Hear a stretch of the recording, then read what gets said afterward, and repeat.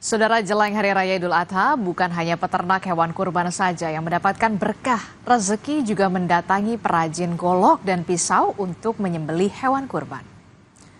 Salah satu perajin pisau yang kebanjiran rezeki menjelang Idul Adha ada di Lebak, Banten. Dalam beberapa pekan terakhir, pesanan pembuatan golok dan pisau selalu berdatangan untuk keperluan pemotongan hewan kurban. Profesi perajin pisau yang ditekuni oleh bapak dan anak ini mengalami peningkatan pesanan secara drastis menjelang puncak Idul Adha. Dalam satu hari mereka memproduksi puluhan golok atau pisau.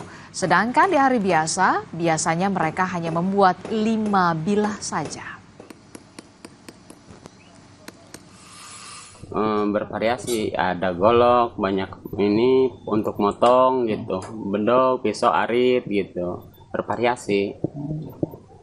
Kalau bulan ini, bulan haji ini, untuk kurban banyaknya pisau potong sama pisau ini rasah gitu banyaknya.